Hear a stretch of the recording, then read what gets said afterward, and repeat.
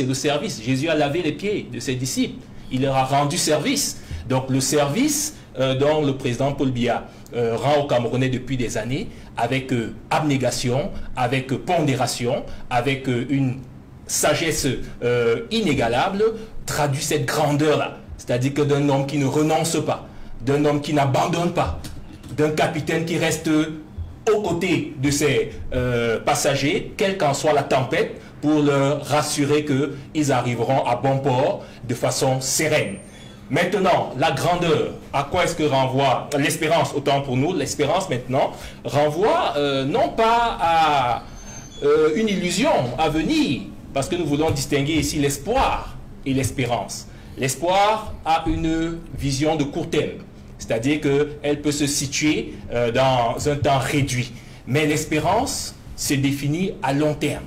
Le président Paul Biya rassure ses populations, rassure l'électorat qui est appelé à voter le 12 octobre prochain, que son bilan éloquent sera présenté, rappelé pour rafraîchir les mémoires, mais surtout l'avenir qui intéresse les Camerounais, c'est-à-dire que les lendemains radieux qu'il entend offrir au peuple camerounais, passe, n'est-ce pas, par la confiance. C'est ce à quoi renvoie l'espérance. C'est-à-dire que les Camerounais doivent aller à cette élection avec confiance, M. Fangwa, parce que beaucoup ont promis au Cameroun le chaos, beaucoup pensent que le président Paul Biya va baisser la garde.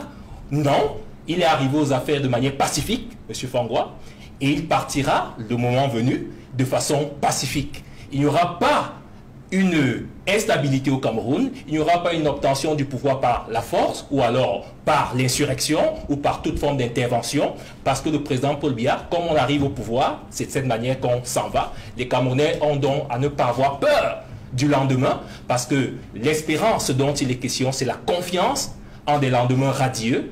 L'espérance dont il est question, c'est la confiance en un Cameroun uni, indivisible et en des frontières qui resteront totalement préservées, comme il a su le faire jusqu'ici. C'est l'espérance en la prospérité, M. Fangwa, à offrir aux Camerounais, à tous les Camerounais, tant que tous les Camerounais n'auront pas, il a rappelé dans sa profession de foi, tant que tous les Camerounais n'auront pas, ne se nourriront pas à leur faim, n'auront pas accès à des services sanitaires de qualité, n'auront pas accès tous à l'école, notre sommeil, nous ne trouverons pas du sommeil. Donc, il est question de l'espérance en l'avenir des Camerounais qui sont appelés à connaître un mieux-être et un mieux-vivre. C'est l'espérance, M. Fangwa, en une économie prospère, indépendante, à travers les richesses du sol et du sous-sol qu'il a su préserver contre vents et marées, afin de les mettre au service de la jeunesse camerounaise, parce que le Made in Cameroun sera mis en avant tout au long des 7 prochaines années. Il sera question de faire confiance à l'économie nationale, aux investisseurs locaux et surtout à la jeunesse et à l'émancipation des femmes. C'est l'espérance en un pays, justement sur le plan international, qui sera rayonnant plus que jamais, parce qu'on connaît la diplomatie gagnante de l'homme, afin de donner un visage plus radieux aux investisseurs qui hésitent à venir au Cameroun, afin que ceux-là soient confiants en ce que le Cameroun est une terre d'accueil, de paix, de justice et d'état de droit. Sur cette question, Emmanuel Mban, la question du thème de campagne, quel est le slogan, quel est le thème de campagne et quels sont les éléments qui vous ont inspiré, n'est-ce pas, dans la préparation ou dans la réalisation de ce projet? Alors merci Duval. Au FDC et son candidat Hiram Samuel Yodi, on s'est préparé en tenant compte toujours de notre ancestralité. Lorsqu'on a parlé de le Cameroun, c'est notre moment, c'est le slogan du FDC pour l'élection présidentielle. C'est notre moment, pourquoi? Quand on rentre en arrière dans les années, au moment de la colonisation, on se rend compte que la grande majeure des gens qui luttaient pour l'indépendance du Cameroun avaient un certain âge. Je prends par exemple l'exemple de Kouma Mbappé, qui avait 38 ans lorsqu'il a délogé le drapeau allemand à Bonabéry en 1884. Ou bien Ruben Ungnobe, qui a commencé dans les années 40, alors qu'il avait la trentaine. Et aussi Ernest Wanji, qui est entré dans l'EPC en 1948 avec 28 ans. Donc, les années passées ont montré à suffisance que les Camerounais jeunes d'un certain âge ont la manière et ont le pouvoir de tout basculer et d'améliorer les choses. Quand on regarde ce que Kouma Mbappé a fait, on regarde ce que Ruben Umniobe a fait, on regarde ce que Ernest Ouandi a fait, alors on se dit aujourd'hui en 2025 que c'est aussi le moment pour que cette jeunesse-là, qui est majoritaire au Cameroun, les moins de 40 ans sont pratiquement à 70% de la population, cette jeunesse-là qui est majoritaire au Cameroun se doit aujourd'hui de prendre leur destin à main. Se doivent aujourd'hui de dire, ils ont fait, nous avons vu. Maintenant, il faut rectifier ce qui a été mal fait. Parce qu'il y a eu énormément de coquilles. Et quand il y a des coquilles, il faut qu'on rectifie ce qui s'est fait. Donc, en prenant le thème qui a été le nôtre, c'est notre moment, on tient compte de notre passé, on tient compte de notre présent et de la rectification qu'on va faire pour le futur. Et durant ce septennat, qui nous sera bien évidemment accordé, on s'arrangera à ce que notre moment, à nous, majoritaire sur l'ensemble du territoire national, ce peuple-là, cette jeunesse-là qui a été majoritairement délaissée, cet ensemble-là, pas pour dire qu'on va laisser les vieux, aucunement, on fera toujours avec, mais il est important que aujourd'hui, le pouvoir en place et les membres même de la société civile comprennent que les jeunes, dans leur grande majorité, soient-ils partis au pouvoir ou pas, en ont marre et décident aujourd'hui de prendre eux-mêmes la responsabilité qui est la leur, la responsabilité qui leur incombe et d'avancer pour prendre le pouvoir qui est le leur. Sur cette question des thèmes de campagne, quelle est votre approche au Social Democratic Front en cet adieu? Alors, Duval, au Social Democratic Front, c'est simple. Nous avons dit sauver le Cameroun, tout simplement. Pourquoi sauver le Cameroun? Nous partons d'un constat simple. Vous savez, nous avons fait le tour de la République. Nous sommes allés dans les villages du Cameroun, dans les recoins du pays, aux côtés du candidat Joshua aussi, pour parler avec des gens, pour écouter les souffrances des Camerounais, pour soupeser leur quotidien et prendre le pouls de la réalité du pays profond. C'est donc dans cette optique que nous sommes arrivés à une conclusion vraiment implacable, celle de se rendre compte que le Cameroun aujourd'hui est comme ce grand corps malade qui agonise sur son lit d'hôpital sans soins de santé véritable. Et il n'y a donc pas d'autre solution qu'une thérapie de choc pour sauver ce pays de la mort. Donc c'est donc dans cette optique et fort de ce constat que nous avons décidé qu'il faut sauver le Cameroun. Et comment le sauver? Nous avons un pays qui, dans sa transversalité, est en crise. Nous avons deux régions du Cameroun, le nord-ouest et le sud-ouest, qui ont été déclarées économiquement sinistrées. Ce n'est pas moi qui l'ai dit, c'est quelques agents lucides du système qui l'ont dit. Nous avons le septentrion camerounais qui, jusqu'aujourd'hui, continue de subir les assauts des terroristes de Boko Haram. Et malgré les efforts de nos forces de défense et de sécurité, cela persiste, donc il faut revoir la politique de ce côté-là. Nous avons le flanc est de notre pays qui subit également les assauts des coupeurs de route et tout genre de brigands qui viennent des pays voisins pour semer la terreur de ce côté de l'Est. À côté de cela, vous avez un pays, M. Duval Fangwa, qui, dans sa globalité, lorsque vous prenez le pan du réseau routier, lorsque vous quittez de Douala pour Yaoundé, il est inadmissible qu'en 2025, les deux villes majeures du Cameroun, que sont Douala et Yaoundé, soient reliées par cette piste forestière qu'on appelle abusivement route nationale. Il est inacceptable que vous ne soyez pas en mesure de vous soigner dans un hôpital du Cameroun parce que vous n'avez tout simplement pas d'argent. Donc nous pensons que nous mettons 100 jours dès l'entrée en fonction de Joshua aussi au soir du 12 octobre, après la prestation de serment. Nous mettons 100 jours pour faire cesser la violence dans le nord-ouest et le sud-ouest. Comment? En allant sur le terrain. Figurez-vous que depuis 2016, que cette crise politique devenue finalement crise sécuritaire a atteint des proportions incontrôlables.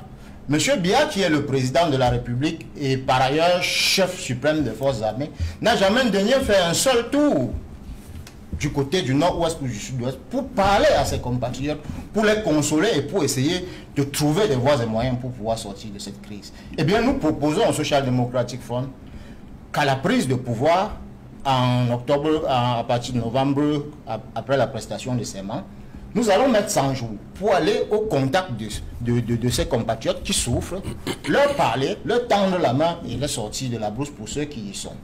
Et cette initiative de recherche de l'accalmie va continuer avec un dialogue inclusif vrai, pas celui de 2019 qui en réalité on a retrouvé autour de la table tout sauf ceux qui étaient vraiment impliqués dans cette crise-là. Nous allons mettre sur la table des véritables protagonistes de cette crise-là pour trouver des voies et moyens pour sortir de ce problème à travers un dialogue inclusif, comme je le disais, qui va déboucher sur un référendum constitutionnel. Le SDF, vous le savez, a une préférence pour la forme fédérale de l'État. Nous pensons que l'un des déclencheurs, ou alors l'un des motifs majeurs de cette crise qui décime 2 régions du Cameroun qui représentent 20% de la population, l'une des raisons, disais-je, c'est que l'ex-Southern Cameroun, les territoires de l'ex-Southern Cameroun ont accepté volontairement de rejoindre le Cameroun francophone sur la base d'un État fédéral. Par une espèce d'entourloupe dont personne n'a très bien compris, l'État fédéral est aujourd'hui devenu l'État unitaire décentralisé qui en réalité est très centralisé. Et les compatriotes anglophones s'estiment exclus ou alors absorbés de la façon dont le Cameroun se gère, et c'est l'une des causes principales du problème que nous avons là. Donc nous nous proposons, à travers un référendum constitutionnel, de redéfinir la forme de l'État pour le rendre fédéral, mais pas plus un fédéral à 2 États comme ce fut le cas avant, mais un fédéralisme à 10 États calqué sur le modèle des régions actuelles, de telle enseigne que la répartition de l'argent du Cameroun soit équitable sur tout le territoire national. Que le citoyen qui est à Tcholiré, que celui qui est à Ngelemenouka, que celui qui est à Guidigis, de par la Constitution et de par une formule de péréquation que nous allons définir, qu'il puisse recevoir la part qui lui revient dans le fruit de la croissance à travers le budget qui sera géré non plus par une poignée d'individus logés sur les hauteurs du mont Fébé à Yaoundé, mais géré par les maires qui sont les élus de base et qui s'occupent des problèmes à la base. Voilà du ce que nous proposons dans un premier temps. Et pour ne pas donner l'impression de monopoliser la parole, je reviendrai. Voilà. Serge Gauthier-Onana, sur la question du choix des thèmes de campagne, il y a une polémique qui a d'ailleurs été évoquée sur ce plateau par Serge Gauthier-Onana. Qu'est-ce que vous répondez à l'UMS? Ce n'est pas une polémique, c'est un fait.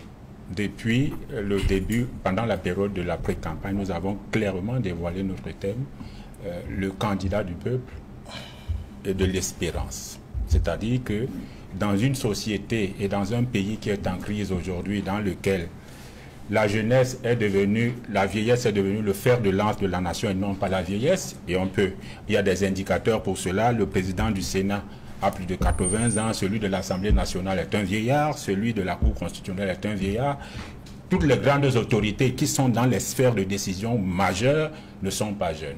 Or, la jeunesse constitue, du point de vue démographique, le potentiel, c'est-à-dire que le poids démographique et la force vive de la nation, c'est elle qui produit, mais elle est cantonnée, cette jeunesse, au métier du physique. On vous envoie faire du sport ou bien de l'armée, à faire l'armée. Mais lorsque ce sont des décisions stratégiques ou bien gérer des budgets importants, prendre des décisions qui ont trait à l'avenir du pays, vous n'êtes pas jeune. Donc, quand vous avez ce genre de situation, vous dites à un moment, vous dites à votre population, continuez à avoir foi. Parce que nous sommes dans un autre pays, dans un pays dans lequel ceux qui gouvernent n'ont ni honneur, ni dignité, ni morale, ni éthique. C'est pour cela qu'ils ont copié notre thème de campagne, qui existe depuis plus d'une quinzaine de jours, qui est vulgarisé avant même.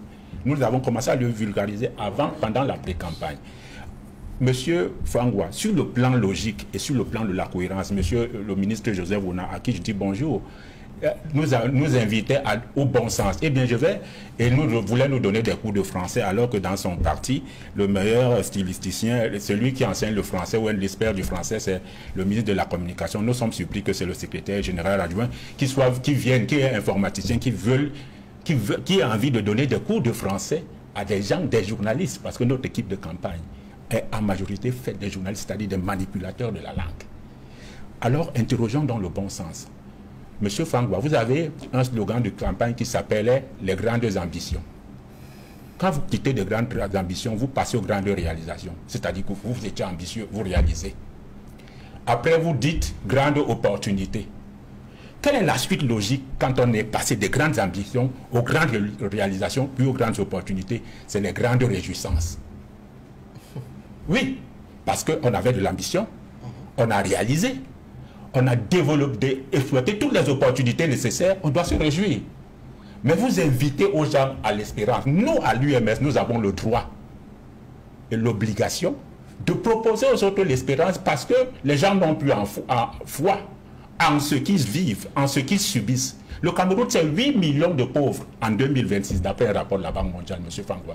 Le Cameroun, c'est 74% de la jeunesse, on en parlait tout à l'heure, âgée de 20 à 35 ans au chômage, d'après un rapport de l'INS, Institut national de la statistique, qui est une institution camerounaise citée par un député du SDF à l'Assemblée nationale, dont le rapport a été cité. Le Cameroun, c'est 6,06% du taux d'inflation, plus de 3%. Le taux d'inflation, le seuil d'inflation dans la zone CEMAC, c'est 3%. Et la BIAC dit que nous sommes à 6%. À cause d'un ensemble de situations, et a toujours appelé à ce qu'on fasse des efforts pour que cette inflation baisse. C'est un état de délabrement des infrastructures. C'est le pays de « tu sais qui je suis » dans lequel, d'après le rapport de l'ONG Nouveau Droit de l'Homme, rapport de février 2019, 85% des manifestations publiques sont systématiquement interdites au Cameroun et 65% des réunions publiques sont interdites. Ça veut dire que l'espace public est notre propriété. Vous savez que l'État est une propriété commune, collective. L'État, c'est 3 entités. C'est le territoire qui est bien délimité, avec des frontières. C'est un gouvernement, c'est-à-dire des gens qui nous gèrent, mais c'est nous, la population. Et c'est nous qui déléguons ce gouvernement. L'État, donc, est notre copropriété.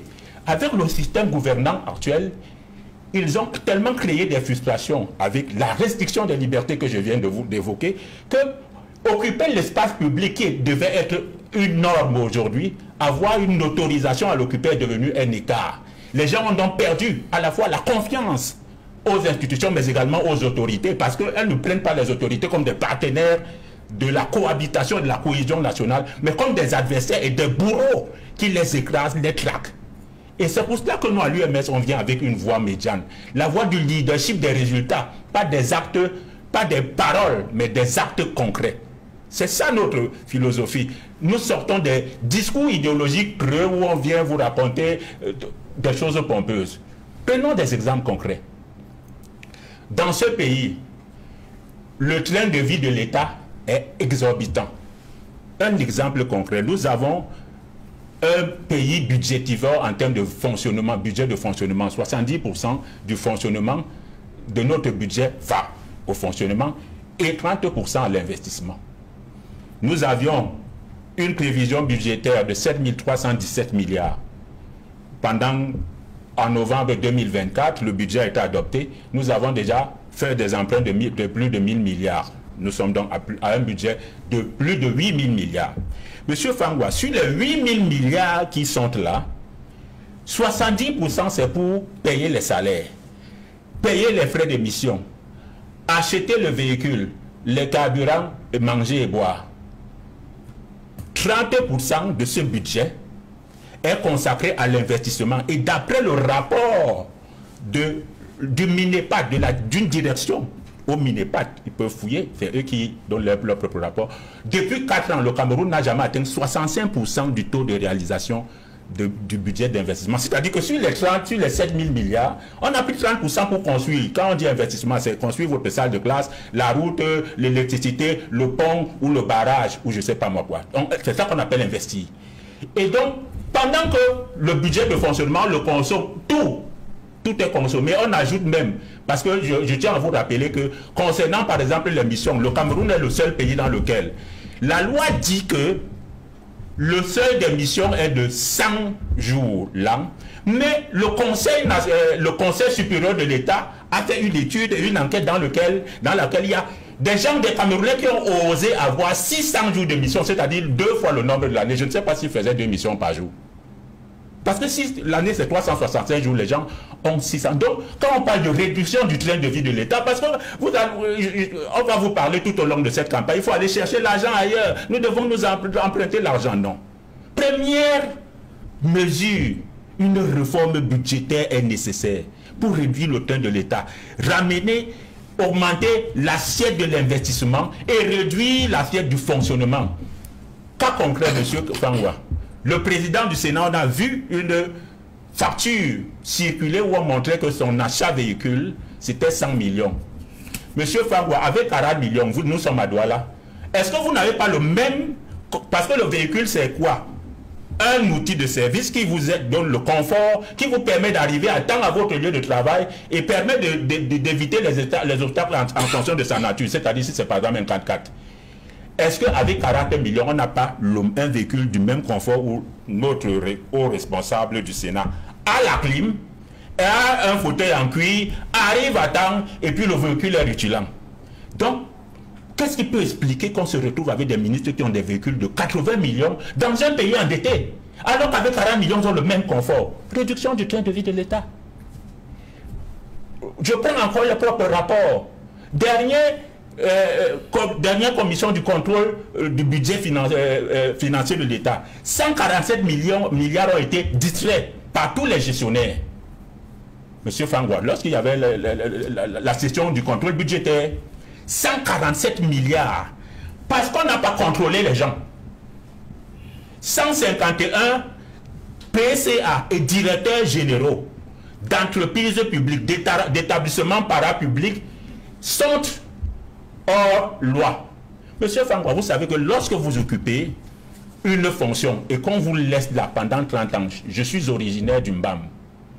Le plus ancien directeur général au Cameroun s'appelle Mouté Camille. Il a plus de 31 ans à la tête du Fonds national de l'emploi. Celui-là a forcément pris l'entreprise comme sa propriété. Il y en a qui ont 20 ans, il y en a qui ont 25 ans, il y en a qui ont... Qu'est-ce qu'il fait là? Puisque la loi dit qu'il doit avoir 3 ans renouvelables. Donc, dans la réduction du train de vie de l'État, nous allons donc forcément appliquer de façon rigoureuse et stricte la loi pour que et imposer un contrat de performance et d'évaluation à tous ces directeurs d'entreprise. Parce que les entreprises, si elles sont performantes, vont générer du bénéfice et vont permettre donc de financer d'autres investissements. 30 secondes pour le budget, la réforme budgétaire. Si on fait un calcul rapide, si nous renversons le budget de 30%, nous passons de 30% à 45%, ça signifie qu'on a 15% supplémentaire. Prenons un cas de figure où, au-delà de l'emprunt, nous avons un budget, l'ancien budget initial, c'est 7 317 milliards. On enlève les 317 milliards pour nous évaluer et faciliter le calcul. Chaque 15% de 1000 milliards, c'est 150 milliards. On est bien d'accord. Multiplié par 7, ça fait 1050 milliards qu'on a enlevé dans le trop plein manger, le trop plein bois pour mettre dans l'investissement. Nous venons de prêter 1050 milliards à l'extérieur. Il suffisait seulement de serrer la ceinture. Nous aurions fait basculer cet argent de l'autre côté sans avoir une dette. Alors, je voudrais redonner la parole au représentant du candidat Samuel Iram, non seulement parce que il doit rattraper son temps de parole par rapport aux autres intervenants, mais pour qu'il fasse une précision sur les choix des thèmes de campagne, parce que, sauf si je n'ai pas suffisamment pris les notes, le candidat du SDF, le représentant du candidat du SDF a insisté non seulement à dévoiler le thème de campagne, sauver le Cameroun, mais à insister sur ce qu'on peut considérer comme les aspects prioritaires, la question de la réforme de l'État, il a fait allusion au fédéralisme, la question sécuritaire, avec notamment les crises dans le nord-ouest et le sud-ouest, sans oublier la partie septentrionale du Cameroun qui préoccupe également, le candidat du UMS a insisté sur la question de la gouvernance. Il a parlé de la nécessité de la réduction du train de vie de l'État. Donc, il s'agit de la rigueur dans la gestion des biens, avec en toile de fond, bien sûr, la capacité d'une autonomie financière sans être obligé d'aller chercher dans les institutions financières internationales. Alors, je vous donne la parole pour vous préciser sur le thème de campagne. C'est vrai que vous avez parlé du retour à l'ancestralité. Vous avez évoqué un certain nombre de jeunes leaders qui ont marqué l'histoire de notre pays. Vous avez pris le cas de Kouma Mbappé, vous avez pris le cas de Ruben Ounyobe et d'autres leaders nationalistes. Mais maintenant, pour ce qui concerne, on va dire ça comment, en quoi est-ce que ce thème, c'est notre moment, peut permettre de répondre de façon claire et précise aux préoccupations des Camerounais aujourd'hui? Ok, merci Duval. Je commencerai d'abord par parler sur le plan de la mentalité camerounaise aujourd'hui. On commencera par là. Au Cameroun aujourd'hui, la majeure partie des Camerounais, pour ne pas dire leur ensemble, ont une façon particulière de penser. Les Camerounais ont perdu totalement espoir en leur pays. Donc, en entrant également dans l'espoir, je pense que c'est le moment qu'ils aient une toute petite lumière au bout du tunnel. Ils en ont besoin. Donc, qu'est-ce qu'on a commencé? Si on parle d'abord pour le Cameroun et pour la jeunesse camerounaise, on parlera de ce que tout le monde connaît aujourd'hui, parce que nous tous nous aimons le football, le Hemley. Le Hemley, c'est quoi? C'est une culture que la grande majorité des Camerounais ont. Le courage là, que malgré les problèmes, malgré les vicissitudes de la vie, malgré les difficultés qu'on rentre, on peut se tenir debout et dire qu'on va avancer, parce qu'aujourd'hui, on doit tout déconstruire. Donc, il est important aujourd'hui au Cameroun de faire en sorte que les Camerounais se sentent fiers d'être Camerounais. Un sentiment qui n'est plus présent aujourd'hui. Il serait facile d'arriver dans un pays d'Afrique ou même d'Europe et d'entendre comment des Camerounais parlent du Cameroun. Ça fait en sorte même, ça ne réussit pas à vendre le Cameroun aux autres personnes. Quand je cause avec des gens d'autres pays, ils te diront, les Camerounais, vous êtes bizarres, vous n'aimez pas votre pays. Pourtant, ce n'est pas le cas. Juste qu'on a perdu totalement confiance au Cameroun. Comme l'a dit le représentant de l'UMS, par exemple, sur le train de vie budgétivore de l'État. L'État au Cameroun, nous sommes à 63 ministères. Parfois, il y a des ministères même qui font pratiquement la même chose. Un ministère a un budget, une dépense annuelle moyennement de 35 milliards par an. Si on fait 35 milliards par an fois 63, c'est énorme. Nous partons pratiquement à 2000 milliards. 2000 milliards pour le fonctionnement des ministères dans le pays. Et le peuple alors? Il a parlé également des voitures. Clairement, on se rend compte en fait que c'est le phénomène de la pradomania au Cameroun. Tout le monde se lance dans la pradomania. Dès qu'on a quelque chose, on veut aller montrer que nous sommes puissants, mais on oublie l'essentiel parce qu'à la base, on prend le pouvoir pour travailler pour les gens qui t'ont mis au pouvoir. Ce n'est pas pour soi-même. Donc, en dehors de ça, on se rend compte aujourd'hui que, je prends le cas du ministère de la Recherche. Le ministère de la Recherche aujourd'hui, dans un pays dit normal, alloue 0,25% du PIB à la recherche, dans un pays qui a des pandémies, dans un pays où on a eu peur dernièrement d'Ebola, dans un pays qui a le choléra pratiquement chaque année, dans un pays où on doit vraiment faire la recherche, une recherche spécifique liée à nos problèmes de la zone tropicale, mais rien n'est fait. Tous ces problèmes montrent en fait que ce qui s'est passé a été totalement mal fait, pour ne pas dire biaisé. C'est pour ça que je parle de reconstruction, c'est pour ça que je parle de rectification. Il est important aujourd'hui de rectifier ça. Et on ne peut pas rectifier, comme je dis rectifier, ça veut dire il y a des choses sur lesquelles on ne peut pas tout supprimer. C'est impossible de tout supprimer. Mais je pense que si l'ensemble de la population aujourd'hui est conscient des difficultés qu'on rencontre, que ce soit en Kondjok, que ce soit à Ngeliminduka, que ce soit à Meganga, à Kaili, toutes les zones du Cameroun sont, non seulement elles sont enclavées, mais elles vivent la misère à l'état pur. Il y a qu'à aller à Misoké aujourd'hui pour voir comment les gens vivent. On peut facilement dire que oui, c'est important, il faut avoir de l'espérance, il faut avancer dans le pays, il faut naître. Quand on se rend compte de la misère que rencontrent les Camerounais, on se dit c'est le moment aujourd'hui pour que nous changeons la donne. C'est le moment de se lever et de dire qu'effectivement on a constaté qu'il y a eu ceci, il y a eu ceci, il y a eu ceci. Alors donnez-nous le pouvoir pour qu'on vous montre ce que